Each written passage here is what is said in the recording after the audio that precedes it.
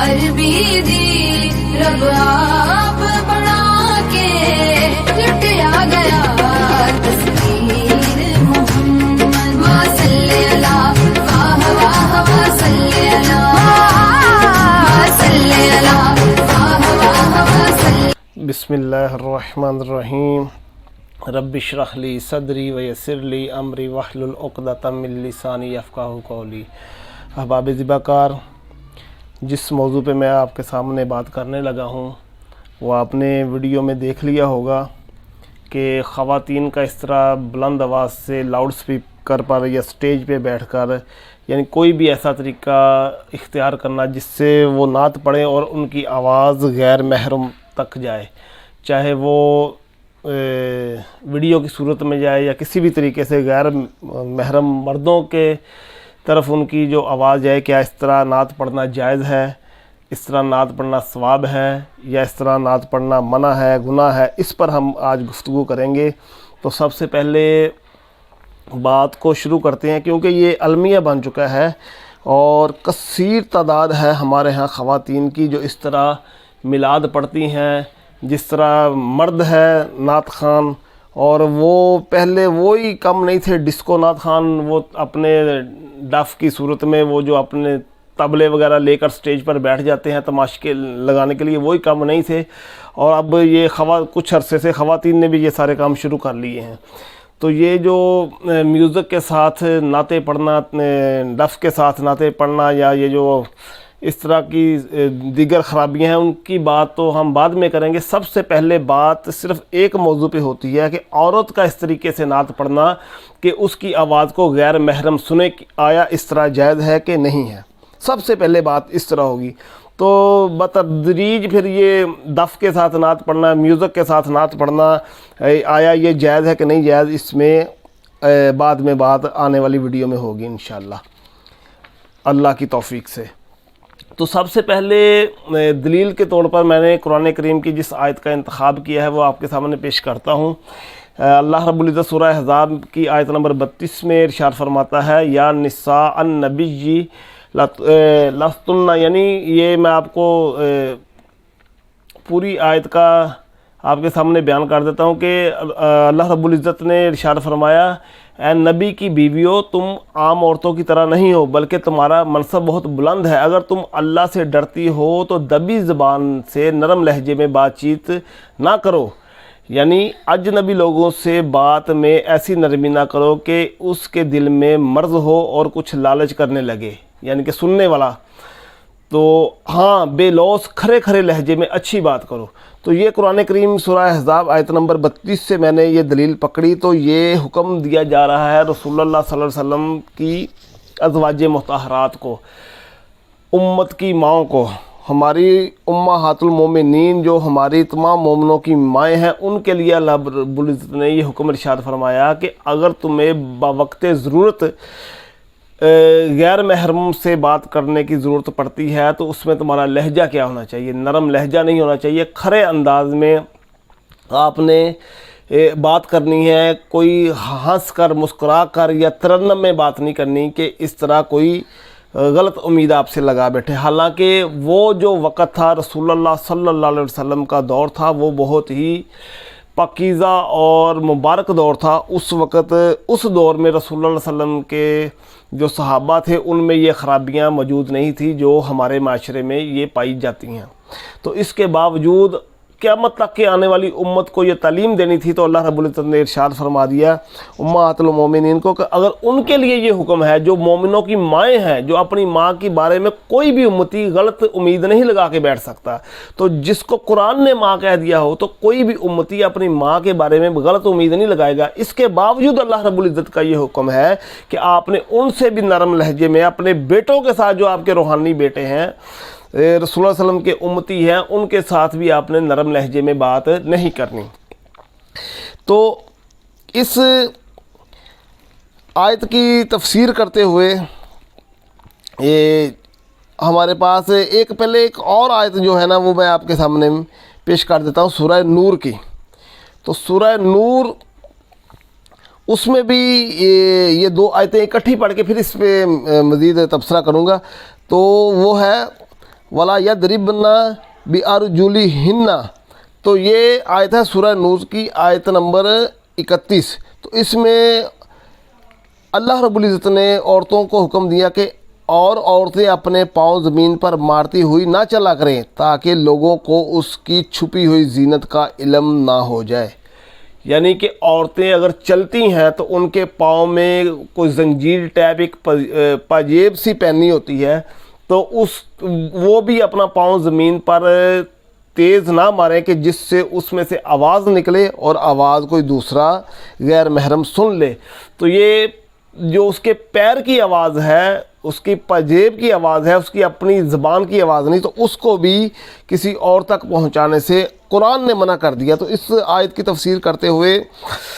امام ابو بکر احمد بن علی رازی جساس حنفی المتوفہ 370 ہجری، وہ اس آیت کی تفسیر میں لکھتے ہیں، ان کی کتاب احکام القرآن کی جلد 3 اور صفحہ نمبر 319 پر موجود ہے۔ وہ لکھتے ہیں کہ اس آیت میں یہ دلیل ہے کہ عورت کو اتنی بلند آواز کے ساتھ کلام کرنے سے منع کیا گیا ہے جس کو اجنبی مرد سن لیں، کیونکہ پازیب کی آواز سے اس کی اپنی آواز زیادہ فتنہ انگیز ہے۔ اسی وجہ سے ہمارے فقہاء نے عورت کی اذان کو مکروہ قرار دیا ہے۔ یہ احکام القرآن امام ابو بکر جساس رازی رحمۃ اللہ علیہ، ان کی کتاب سے میں نے حوالہ آپ کو پیش کیا کہ انہوں نے کہا کہ یہ عورت کی اذان کو بھی ہمارے فقہاء نے مکروہ کہا۔ تو جب اذان عورت نہیں دے سکتی یہ مکروہ ہے، تو اور اس مکروہ سے مراد مکروہ تحریمی ہے۔ جب فقہاء مطلقاً مکروہ کا لفظ بولتے تو اس سے مراد مکروہ تحریمی ہوتا ہے۔ تو انہوں نے کہا اگر پزیب کی آواز لوگوں تک پہنچانی جائز نہیں ہے، قرآن کا حکم ہے، حرام ہے، تو اس کی اپنی آواز پزیب کی آواز سے زیادہ فتنہ انگیز ہے۔ حالانکہ اس کی پزیب کی آواز پر کوئی لوگ اتنی توجہ نہیں دیں گے، جب عورت خود بولے گی تو اس کی آواز زیادہ پرفتن ہوگی، اس لیے قرآن کریم کی آیت کی روشنی میں اس کی آواز کو غیر محرموں تک بوقت ضرورت بات کر سکتی۔ ایک ہے عام بات کرنا، تو یہ بھی بوقت ضرورت، یہ ایک لمبی تفصیل ہے کہ عورت کی آواز جو ستر میں داخل ہے، عورت کی آواز کا پردہ ہے تو نہیں ہے یا نہیں ہے، تو ایک یہ الگ بحث ہے، اس میں فقہاء کا اختلاف ہے۔ لیکن جو راجح قول ہے کہ عورت کی آواز پردے میں داخل نہیں ہے، بوقت ضرورت بات کر سکتی ہے غیر محرم سے، لیکن یہ نعت پڑھنا، یہ لاؤڈ سپیکر پر پڑھنا، یہ ترنم کے ساتھ نظمیں پڑھنا یا حمد پڑھنا یا اس طرح گنگنانا، یہ کوئی ضرورت نہیں ہے۔ اس کی اسلام قطعاً اجازت نہیں دیتا اور یہ بالکل منع اور ناجائز ہے، اس کی اجازت نہیں ہے۔ اسی طرح علامہ ابن قدامہ حنبلی وہ اپنی کتاب المغنی میں لکھتے ہیں کہ حضرت اسمہ بنت یزید روایت کرتی ہیں کہ رسول اللہ صلی اللہ علیہ وسلم نے فرمایا عورتوں پر اذان اور اقامت نہیں ہے، کیونکہ اذان اصل میں خبر دینے کے لیے ہے اور عورتوں کے لیے خبر دینا مشروع نہیں، اور اذان میں آواز بلند کی جاتی ہے اور عورتوں کے لیے آواز بلند کرنا مشروع نہیں ہے۔ یہ المغنی جلد 1 صفحہ نمبر 253 پر یہ موجود ہے، جو میں آپ کے سامنے پڑھ کر سنا رہا ہوں کہ اذان جس کی فضیلت میں کثیر احادیث موجود ہے، اور یہاں تک میں نے پڑھا اذان کی فضیلت میں کہ جو اذان دیتا ہے قیامت کے دن اس کا قد سب سے اونچا ہوگا۔ تو اتنی یعنی کہ فضیلت ہے اذان دینے کی، تو وہ اذان بھی عورت نہیں دے سکتی۔ تو جب اذان عورت نہیں دے سکتی تو اس طرح یہ نعتیں پڑھنا، اور پھر اس میں مزید صرف ایک پہلو پہ بات ہو رہی کہ عورت کی آواز پر بات ہو رہی کہ اس کی آواز غیر محرم تک جاتی ہے،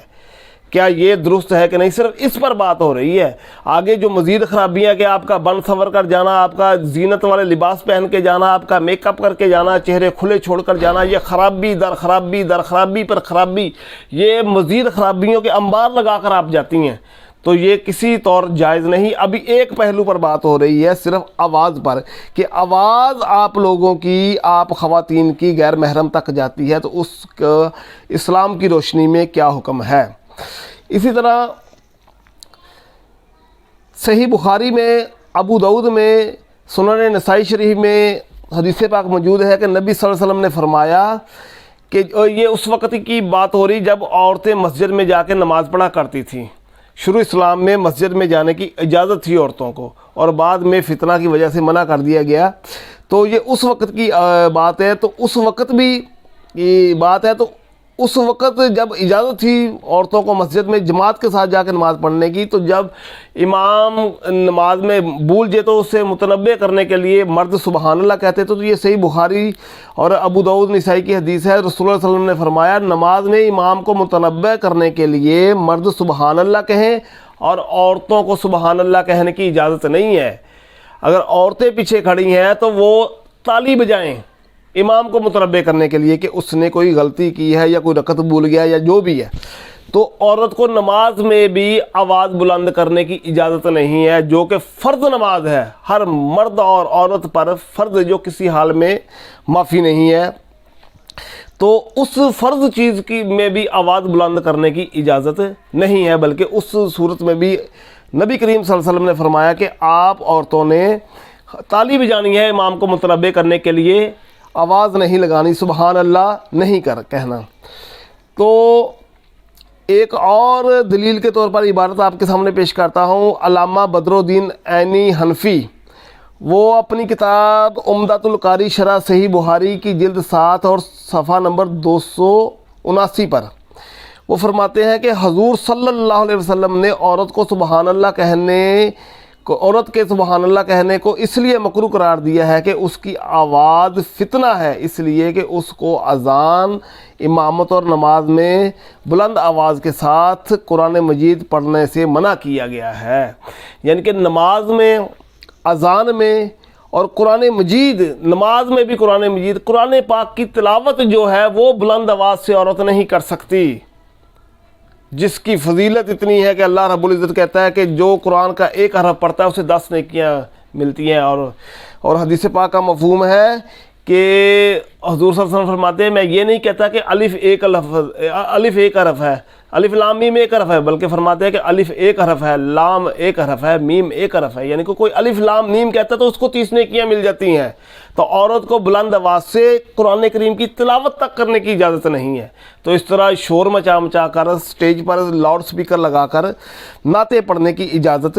کسی صورت بھی آپ لوگوں کو نہیں ہے۔ یہ اسلام کے ساتھ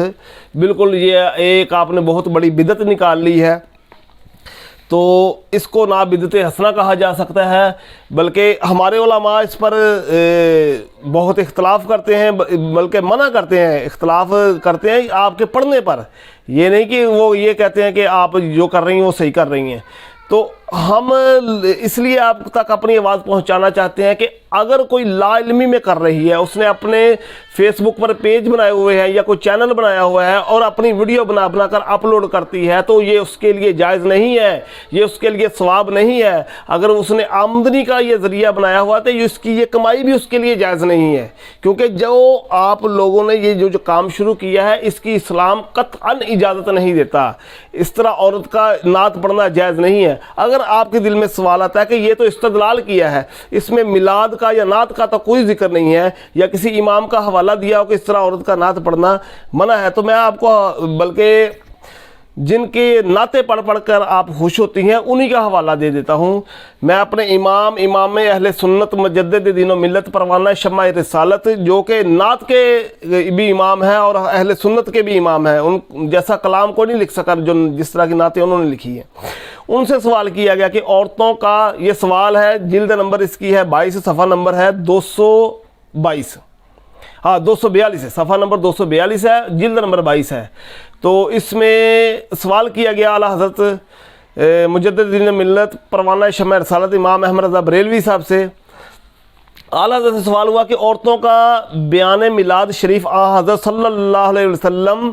زنانی محفل میں با آواز بلند نثر و نظم پڑھنا اور نظم خوش آواز و لحن کے ساتھ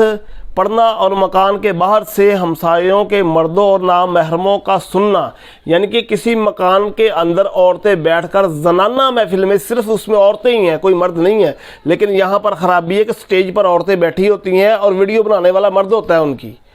جبکہ ویڈیو ان کی بنانی جائز نہیں کیونکہ بعد میں نیٹ پہ جانی ہے، اور ساؤنڈ والا الگ مرد ہوتے ہیں۔ تو ان کے اندر بیٹھ کر یہ بنا رہی ہوتی ہے. تو یہاں سوال کرنے والے نے کہا کہ وہ اپنے گھر کے اندر پڑھ رہی ہیں لیکن وہ اتنی بلند آواز سے پڑھ رہی ہیں کہ آواز گھر کے باہر جا رہی ہے اور جو ہمسایوں کے مرد ہیں وہ سن رہے ہیں. تو اعلیٰ حضرت اس کا جواب کیا دیتے ہیں؟ الجواب فرماتے ہیں عورت کا خوش الہانی سے با آواز بلند پڑھنا کہ نامحرموں کو اس کے نغمہ کی آواز جائے حرام ہے.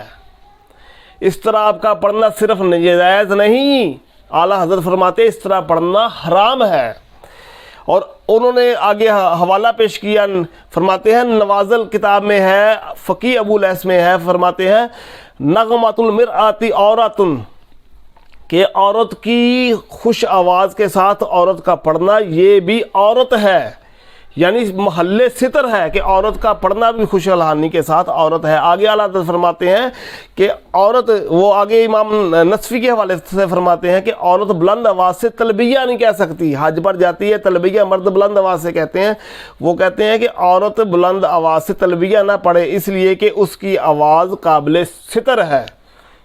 یعنی کہ فرض حج جو ادا کرنے کے لیے عورت گئی اتنی دور سے، اس پر بھی اس کو بلند آواز سے تلبیہ کہنے کی اجازت نہیں ہے. تو یہ ایک جو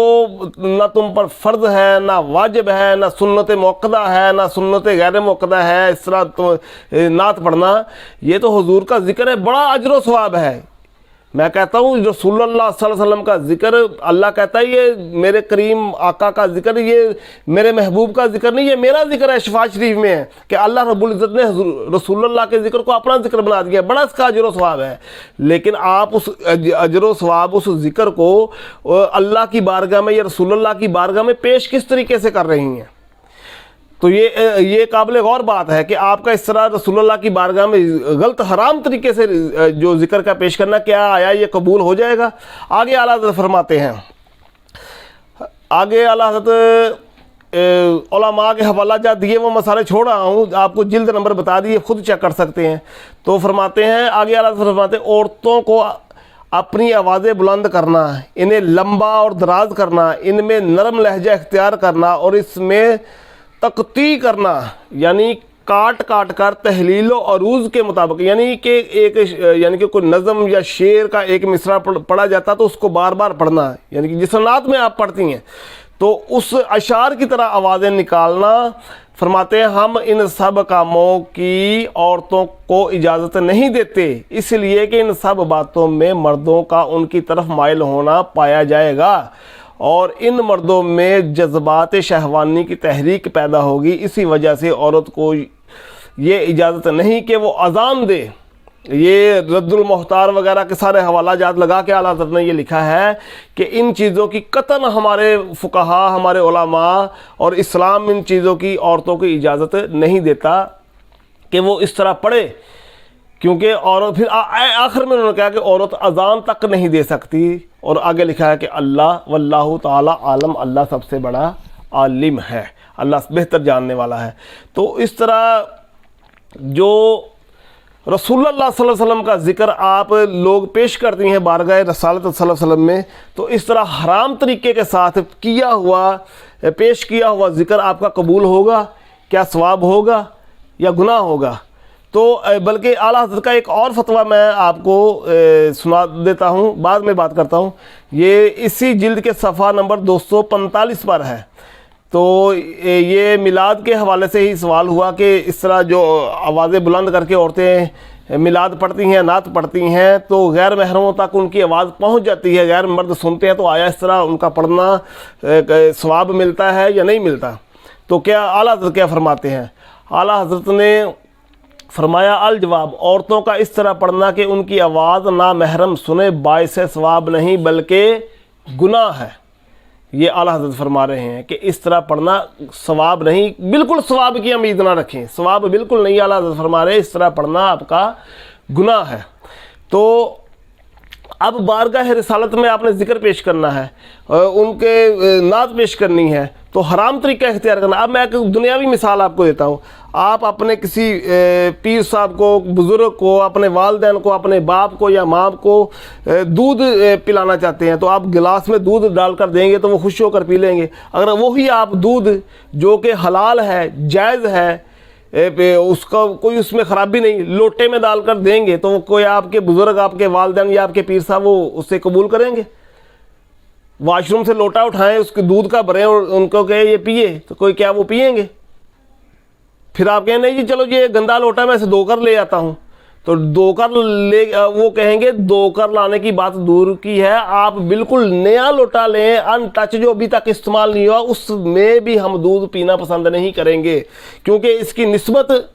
اس جگہ سے ملتی ہے جو کہ نجس جگہ ہے، جو گندی جگہ ہے، جو غلاظت کا محل ہے، اس جگہ سے اس کی نسبت ہے لوٹے کی۔ تو یہ بالکل بھی جو استعمال نہیں ہوا، بالکل نیا لوٹا، تو اس میں بھی دودھ پینا جو ہے نا وہ پسند نہیں کریں گے۔ تو اس طرح یہ مثال دے کر میں نے سمجھانے کی کوشش کی ہے۔ تو حرام طریقے سے بارگاہ رسالت میں یا اللہ کی بارگاہ میں ذکر و اذکار یا نعت یا حمد یا کلام کو اس طرح کا پیش کرنا، جبکہ تلاوت قرآن تک کی فقہا کہتے ہیں اجازت نہیں ہے،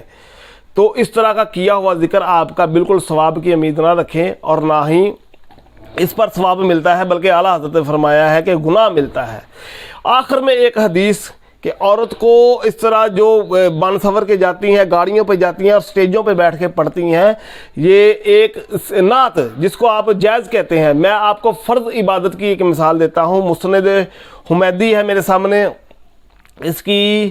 حدیث نمبر ہے 1699۔ تو اس میں حضرت ابو حمید سعدی کی زوجہ محترمہ سے روایت ہے، وہ بیان کرتے ہیں کہ وہ نبی کریم صلی اللہ علیہ وسلم کی خدمت میں حاضر ہوئی اور عرض کی کہ اے اللہ کے رسول، آپ کے ساتھ باجماعت نماز ادا کرنا پسند کرتی ہوں، اور اس پر آپ صلی اللہ علیہ وسلم نے فرمایا مجھے معلوم ہے کہ تم میرے ساتھ نماز باجماعت ادا کرنا پسند کرتی ہو، حالانکہ تمہارے اپنے چھوٹے کمرے میں نماز تمہارے اپنے بڑے کمرے میں اور باہر والے کمرے میں ادا کی گئی نماز سے بہتر ہے۔ اور آگے فرمایا اور تمہارے اپنے بڑے کمرے میں نماز تمہاری اپنے صحن میں نماز سے بہتر ہے، اور تمہارے صحن میں جو نماز پڑھی گئی ہے وہ تمہاری قوم کی مسجد میں نماز سے بہتر ہے، اور تمہاری اپنی قوم کی مسجد میں نماز کی ادائیگی میری مسجد میں نماز سے بہتر ہے، اور لہٰذا ان کے حکم پر ان کے لیے ان کے گھر میں، یہ دیکھیں رسول اللہ صلی اللہ علیہ وسلم نے کس طرح پیارے انداز میں کہ آپ کے گھر کے چھوٹے سے حصے میں نماز پڑھنا بڑے کمرے سے بہتر ہے، بڑے کمرے میں نماز پڑھنا صحن سے بہتر ہے۔ تو اس طرح مثال دے دے کر آخر میں فرمایا کہ آپ کی اپنی مسجد میں نماز پڑھنا اپنی قوم کی مسجد، میری مسجد میں نماز پڑھنے سے بہتر ہے، حالانکہ مسجد نبوی میں نماز پڑھنے 50,000 نمازوں کا ثواب ہوتا ہے، لیکن عورتوں کے لیے حکم ہے کہ وہ اپنے گھر میں نماز پڑھیں۔ تو آگے فرمایا پھر ان کے اس حکم پر ان کے لیے ان کے گھر کے آخری اور اندھیرے حصے میں مسجد بنا دی گئی، تو وہ اس مسجد میں نماز پڑھتی تھی حتیٰ کہ اللہ تعالیٰ سے جا ملی، یعنی فوت ہو گئی۔ تو رسول اللہ صلی اللہ علیہ وسلم سے وہ مسجد میں نماز پڑھنے کی باجماعت نماز پڑھنے کی اجازت مانگی انہوں نے، تو ان کو صحابیہ کو اجازت نہیں ملی، اور فرمایا کہ اپنے گھر کے بھی کھلے حصے سے نماز پڑھنے سے بہتر ہے کہ گھر کے چھوٹے سے تاریک اور اندھیرے والے حصے میں نماز پڑھے۔ تو جب فرض عبادت کا یہ حال ہے، تو یہ تمہاری یہ نعتیں پڑھنا، یہ شعر پڑھنا، یہ نظمیں پڑھنا، یہ ترانے گانا، یہ گنگنانا کس طرح اس چیز کی اجازت ہو سکتی ہے؟ فقہ اسلام کی عبارات کی روشنی میں، ہماری فقہ کی کتابوں کی عبارات کی روشنی میں، اور کسی طرح بھی ان چیزوں کی اجازت نہیں ہے۔ یہ میرے پاس ہے یہ تفسیر تبیان القرآن، اس میں حضرت علامہ غلام رسول سعیدی صاحب، اس کی جلد نمبر ہے میرے پاس 9 اور صفحہ نمبر ہے اس کا 425۔ اس میں فرماتے ہیں کہ قرآن مجید میں عورت کو زمین پر پیر مارنے سے منع کیا تاکہ اس کی پازیب کی آواز اجنبی مردوں کو نہ سنائی دے، اور حدیث میں عورت کو نماز میں سبحان اللہ کہنے کی بجائے تالی بجانے کا حکم دیا گیا، کیونکہ عورت کا آواز بلند کرنا ممنوع ہے۔ فقہائے آگے سنیں، فقہائے اسلام کی عبارات کی روشنی میں، ہماری فقہ کی کتابوں کی عبارات کی روشنی میں، اور کسی طرح بھی ان چیزوں کی اجازت نہیں ہے۔ یہ میرے پاس ہے یہ تفسیر تبیان القرآن، اس میں حضرت علامہ غلام رسول سعیدی صاحب، اس کی جلد نمبر ہے میرے پاس 9 اور صفحہ نمبر ہے اس کا 425۔ اس میں فرماتے ہیں محدث اعظم پاکستان یہ فرماتے ہیں کہ فقہائے اناف کے نزدیک عورت کی آواز عورت ہے، اور جس طرح ماں سوائے ضرورت کے وہ اجنبیوں پر چہرہ ظاہر نہیں کر سکتی، اسی طرح بغیر ضرورت کے اجنبی مردوں پر اپنی آواز کو بھی ظاہر نہیں کر سکتی۔ فقہائے مالکیہ، فقہائے حنبلیہ، فقہائے شافعیہ کے نزدیک عورت کا آواز بلند کرنا ممنوع ہے، اور پست اور کرخت آواز کے ساتھ وہ بوقت ضرورت اجنبی مردوں سے کلام کر سکتی ہے۔ تو یہ تھا تبیان القرآن سے میں نے ایک عبارت آپ کو پڑھ کے سنائی کہ انہوں نے فقہا کی ساری بحث کر کے ان کا خلاصہ یہ بیان کیا کہ حنفی ہو، شافعی ہو، مالکی ہو، حنبلی ہو، اس بات پر سب کا اتفاق ہے کہ عورت بغیر ضرورت کے اجنبی مرد سے بات نہیں کر سکتی، بوقت ضرورت ہی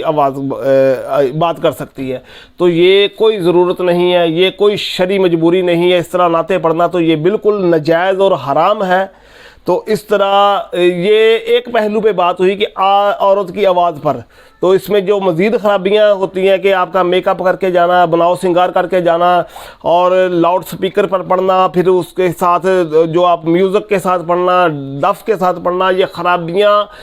خرابیوں کا ایک ڈھیر لگا ہوتا ہے جس جگہ پر یہ محفل نعت ہوتی ہے عورتوں کی۔ تو اس سے اجتناب کیا جائے، کوئی اس سے ثواب نہیں ہوتا، اور کوئی یہ آپ کو نیکیاں نہیں ملتی بلکہ الٹا گناہ لے کے آتے ہیں۔ تو توبہ کریں، ہر اس عورت کو جس نے اس طرح نعتیں پڑھی ہیں، اپنی آواز کو بلند کیا ہے، غیر محرموں تک اپنی آواز کو پہنچایا ہے، اس پر توبہ کرنی واجب ہے۔ وہ اللہ سے توبہ کرے اور آئندہ اس طرح کے کاموں سے باز آئے۔ یہ حکم ہے اسلام کا، ہمارا کام ہے صرف آپ تک پہنچا دینا بس۔